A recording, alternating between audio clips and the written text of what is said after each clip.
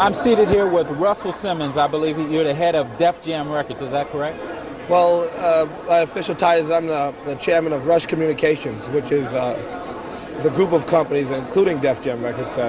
It's RSVP, which is a film company, and RSTV, which has one show on the air, which you're probably aware of, the New Music Report, and some other shows in development. And there are 8 record companies, actually. The Fever Records, which is like Lisette Melendez and the Cover Girls and those kinds of artists. And there's JMJ Records, which is the Afros and some other artists. And Def Jam is one of the companies, but there are 6 rap or street-oriented and 2 pop labels. And that's Rush associated labels.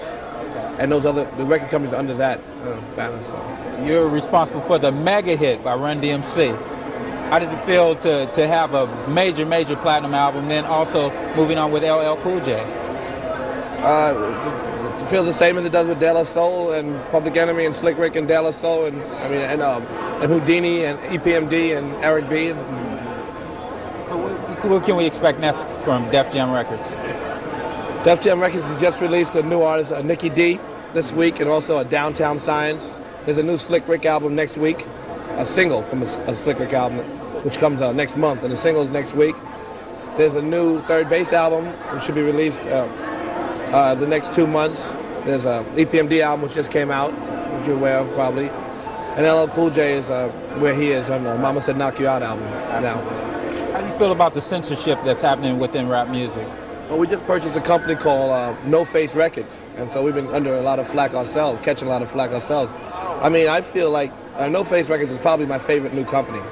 And they have a group called BWP, and No Face, the group, and they both have racy lyrics and adventurous content. Stands for Bitches with Problems. Okay. Yeah, I think, well, Bitches with Problems are probably my favorite group that I represent. They have, like, they speak about things that most women are interested in, women's oriented subjects and group, and I think that they're heroes for a lot of women, and I think they should have the right to express their feelings. But most of what they say, it represents the same feelings as most women, but I think the language is, and the way they choose to express it, if it's more abrasive or considered more abrasive by some, they should have the right to say it anyway. So, have you heard anything about the movie New Jack City that they're premiering tonight? Oh, as a matter of fact, I saw it. Okay. I thought it was a fantastic film. It was like, it's an important step, I think, to get black filmmakers back into the process. There are a lot of good black filmmakers. I think that a lot of them have been overshadowed by, but not overshadowed, have not been looked at as closely as they should have for their commercial content, because of there are some more artistic people like Spike Lee. But the real big money makers that Hollywood's looking for are yet to come, I think. And I think that George Jackson and Doug McHenry are 2 of the most innovative and most commercial-minded black filmmakers that are getting a chance to make movies today. Are we expecting maybe a film from yourself? Well, RSVP, Russell Simmons Visual Productions, has 4 films in development and 2 green-lighted pictures now. So those are the pictures that are being made, and there are a total of 4 that are being developed.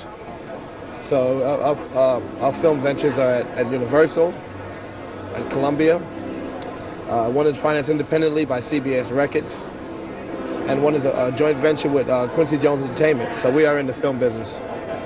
And what about television? You got the New Music Report. Yeah, and we're currently changing syndicators, and that's on 80% of the country. But there are some other shows which we are shopping. And we went to NatB and we were successful. I think that we'll probably, within the next 2 years, we'll have at least 1 more and possibly 2 more shows on the air. Okay, Russell Simmons, as a person, 5 years from now, what do you hope to be?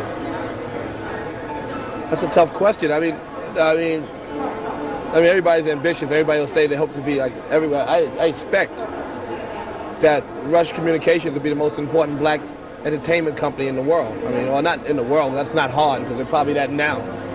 The most important black entertainment company in history. We haven't had it. We haven't had any really strong ones. So it's not a big statement, but I think that our company will grow. I think we'll do more films, or more television. The 8 record companies are all growing, and they're all off to good starts. So I expect it will be. I mean, we may not be Warner Communications in 5 years, but Rush Communications will be the most important black entertainment company. And what direction do you see that black music is headed in today? I never answer those questions because it's hard. I mean,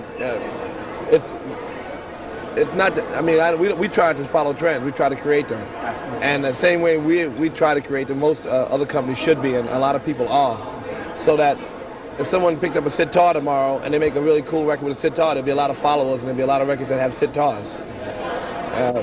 If somebody picks up a rock guitar and makes a black music record that is successful, and people will make that.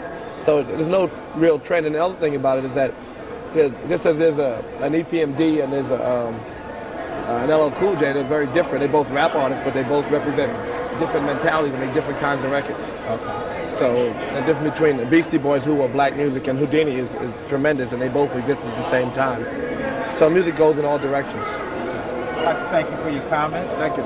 And I wish you much continued success. You want to do Paris EPMD?